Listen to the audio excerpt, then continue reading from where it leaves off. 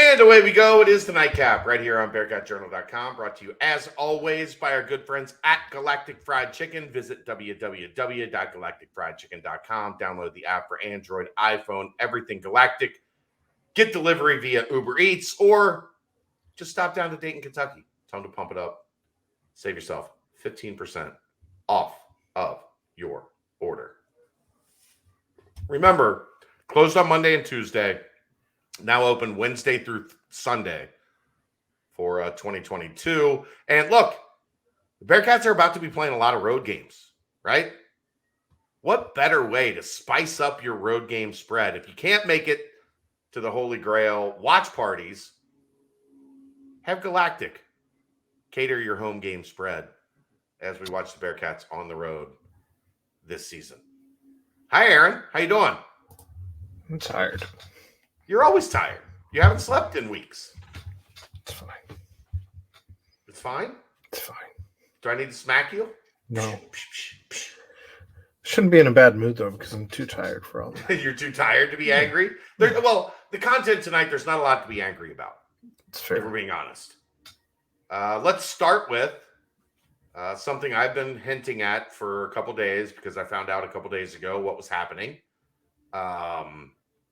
I'm not positive it's a great thing. But 24/7 updated their basketball rankings, their post-summer rankings, and there's a new number one recruit in the class of 2023. That number one recruit has been the apple of Wes Miller's eye since around this time last year. Remember, like, the first time Isaiah Collier's name really popped off in this fan base was when his name showed up at game day. Yeah. Yeah. Like they have been in Isaiah Collier sweepstakes for a long time. You also told people to take signs to game day. That was a thing you did.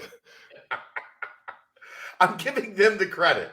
I don't need the credit for everything. I remember I was there and you're like, hey, if you guys want to take signs to college game day, feel free to throw Isaiah Collier's name on it. Turns out he's going to be the number one name in all of college basketball recruiting. Sometimes you swing for the fences and you hit big, you know? Sometimes you strike out and you look like an idiot, but this time we didn't look like an idiot. So you let me know that this was going to happen a couple days ago. Like you sent me the updated rankings, and what was the first thing I said to you? Do you remember? No, I'm too stupid to remember anything right now. So the new updated rankings had a UC target at number 1 and also at number 6. A former, yeah. At one point, it was a target. Yes, well, Xavier Booker was someone that they definitely were very high on. And yes. when was the last time you saw UCN on any top 10 guys, much less 2 top 10 guys? Yeah. I mean, it's been a while. Like, I think the last time you could really really look at that would be like when DeMar and Kenny Satterfield landed here. It's a long ass time. Those dudes have kids that are going into right. Yeah, college. You're right. You're right. It's been a while since they've been this kind of player, and this is look, man. Wes Miller is from UNC. Like he's going to evaluate at an elite level and put Cincinnati in a position to recruit at an elite level. Yes, he still has to close. Yes, you still have to win those battles. He's not going to win all of them. Like, that's realistic. Nobody does. We know that. Well, I hope. I know you and I know that. I hope collectively, the collective you and me know that. I just hope collectively the people watching also know, like, as a fan base, like, you're not going to win every battle like this, and that's not realistic to think so. Should we win some of them? Yes. Otherwise, you may see something happen along the lines of Cronin where you don't take those swings anymore. So yes, we need to start hitting on. So I don't really want to get into the whole. I know. But that's something that the fans hold against him. for what it is. Because he got to a point where he realized, when I find out that I'm out, then I'm out. Right. And I move on. Will Wes miss on a couple of these guys and take a similar route? I Potentially. don't think so. I think Wes is a guy that's well, here's the thing with Isaiah Collier. And we talked about this. We only touched on this at the beginning of the BBP, and we probably should have gotten back to it. But with Brady and the mailbag and everything, we didn't. So we wanted to carry it over here. Like, this wasn't like they started recruiting DJ Wagner, who has been, an elite player in this class from the start, or Gigi Jackson that was committed to North Carolina, decommitted, and then he was the number one player in the class, and then moved up to 2022 and committed to South Carolina. This is a guy that they did their homework on, that they had the right evaluation on, that they moved on before almost anybody else. Mm-hmm. And then what happened?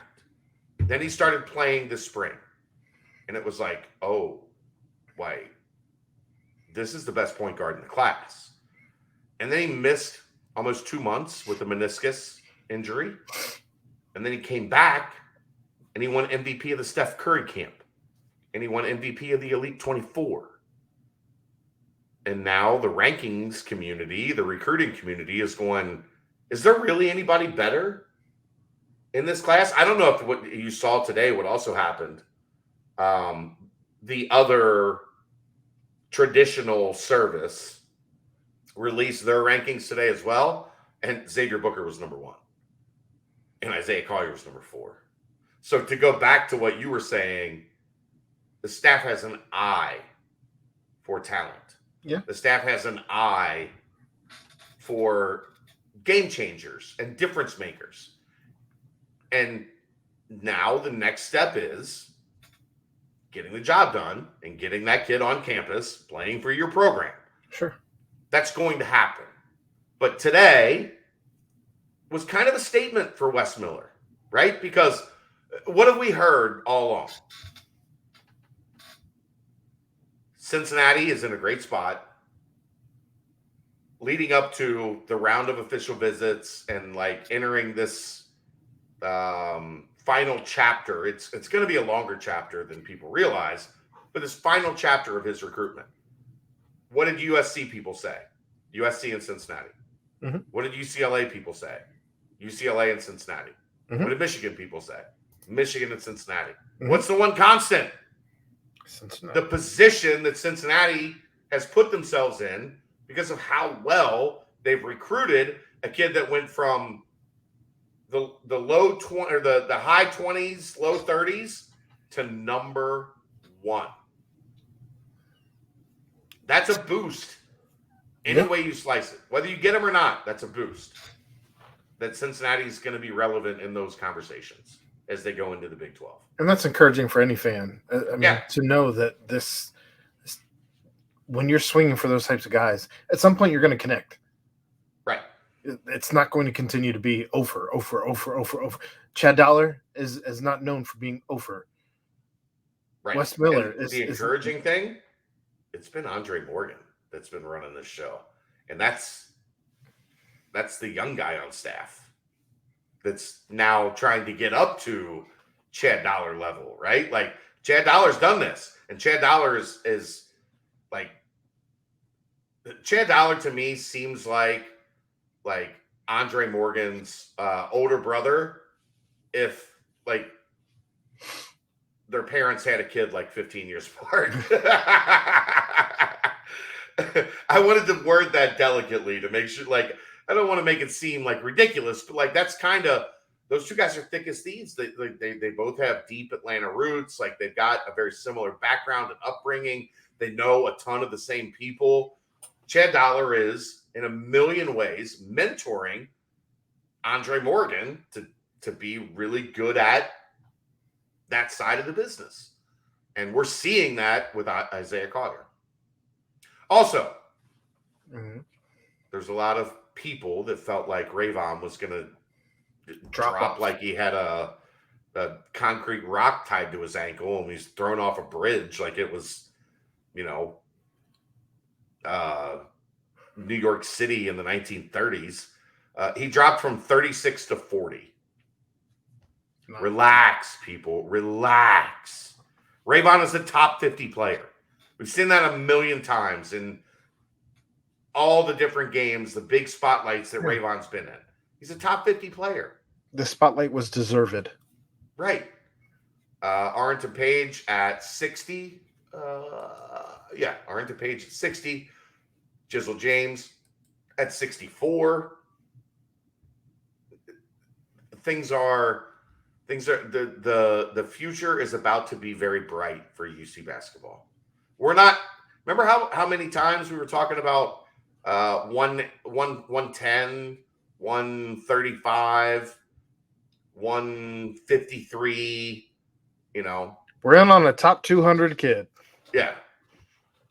Now all of a sudden, like 75 is kind of the cutoff for like the primary guys. Of course, there's always going to be under the radar guys or guys that the staff feels they've done a great job evaluating. Sure. But if the top of your class, I've said this for a long time, Aaron, are you okay? I just keep yawning. I can't stop. Are you okay? I can't stop. Get your shit together, Aaron. Oxygen to the brain. If I was Luke Fickell, I would be destroying you right now. I would be fired. I'd have to do 100 push-ups. Yeah, you'd have 100 push-ups in the books right now. The thing I've always talked about is like, if you can get 2 top 75 kids a class, you're always going to be in the mix. You're always going to have a team that has a lot of options and talent. And I know Wes thinks bigger than that. He would yell at me for not setting the bar high enough with that comment. But like, if you've got a roster of 5, 6, 7, 8 top 75 level kids in your program, you're in a great spot. What was the last time UC was in a great spot? Jaron, Jake, Gary, Kyle, Trey Scott. But Trey was later. Trey was one of those guys that you believed in was going to develop. But those top 4 guys, those were all top 100, top 75 level type guys. And guess what? The team was outstanding. That's how you have to do it, especially in the Big 12. You're not going to win the Big 12 with a bunch of 2 stars, 3 stars. No. You've got to load up on 2 top 75 guys every class. Wes is pushing things in that direction. And that's the rankings today. More than anything, the release of the rankings today, let the fan base know this coach understands what needs to happen to get them where they want it. Also, talked to Mike Brown today, not the Bengals, the wide receiver coach and passing game coordinator. Were you able to keep your eyes open enough right before we started this to do this? Yeah. No, I watched. I mean, the biggest thing when you talk to Mike Brown is simply how far. That's a sharp dude. How far has this room come since he's been in charge? My goodness. They were a disaster when he got here. That's why he was hired. That's why they made a change at wide receiver coach. That wasn't accidental. No, I know that. Like they were not good enough at wide receiver. And what has Luke Fickell religiously done? We're not good enough here. We have to get better here. Joker Phillips goes to Youngstown, right? No, he went to Maryland. Oh, they're about the same. Youngstown and Maryland. Youngstown's got a better mascot. The penguin is awesome. Better the turtle. Better than a terp. Yeah. But yeah, I mean, he's just totally transformed this room into the fact that there are legitimately, I think there's probably 7 dudes that could start for any team in this conference. Tucker, Tyler Scott, Chris Scott, Nick Mardner, Jaden Thompson. That's 5. Will Pauling, that's 6. Drew Donnelly would be right there at most places. That's 7. Blue Smith would be 8. And that's not getting to Quincy Burrows and Marcus Peterson, who have had really good camps. Wyatt Fisher, who has proven his worth over, 3-4 years. Yeah, it's a lot. It's a lot. And I think that legitimately they push for a starting spot for any team currently in the conference. Yeah. And that's not getting Blue Smith would be number 1 at a bunch of places. Probably. And he's struggling to fight his way up this roster because everybody else ahead of him is really good.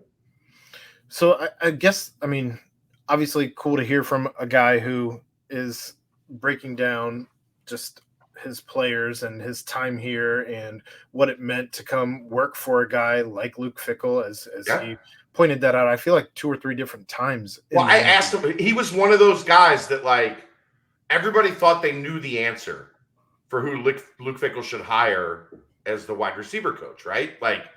Everybody, same with running back when they hired Darren Page. It's got to be this guy. I'm not going to name names, whatever. It's got to be this guy. It's got to be that guy. And they went through the interview process and they found Mike Brown. He knocked the interview out of the park. He got hired. And guess what? He's been great at his job. Darren Page is doing the same stuff, right? So it's another one of those feathers in Luke Fickell's cap of, there's going to be turnover. Yeah, assistant coaching carousel is a serious thing in college football. But as long as you get the hire right, you're going to be fine. And they got the hire. I don't think there's anybody that could, you can nitpick a lot of things. I don't think there's one person that could nitpick anything about the hire of Mike Brown 3 years ago and what it has meant to this program right now. And he seemed excited about the guys that he's working with, and he seemed excited about what the future holds and the guys that he has coming up, because they're not even – he doesn't view Quincy Burrows, at least according to the interview, he doesn't view Quincy Burrows or Marcus Peterson ready to be even in the mix with the guys right now, because they've got work to do. So far ahead of where these new guys are coming in. But physically, we're looking at the new guys, and physically they're there. So how quickly does that translate to on the field? Only time will tell. But that's, I don't know. It was a great interview. It was fun to listen to, especially knowing some of the kids now. Yeah. And all of that. But it was another one of those things where, that we've done that gives you an inside look into each. That's yes, the personalities themselves are important, but I think it's also important to get a little insight into each room. Yeah. And what kind of makes each room tick. Because while they're all part of the same culture and they're all working towards the same goal, each room has its own, individual lifeblood. And I thought Mike was great. So check that out on the feed, the YouTube, subscribe, please. We're begging you. I know there's a lot of you here that are watching that are not subscribed yet. Help us out. 40%. Yeah, just click the subscribe button. We're not asking you to do a lot. Just click it. And then when you click it, you'll get all the Bearcat Journal stuff in your timeline. That's going to wrap it up. Aaron's going to bed. He's not angry. He's tired. Just tired. It's hard. That's the Nightcap, brought to you by Galactic Fried Chicken, right here on BearcatJournal.com.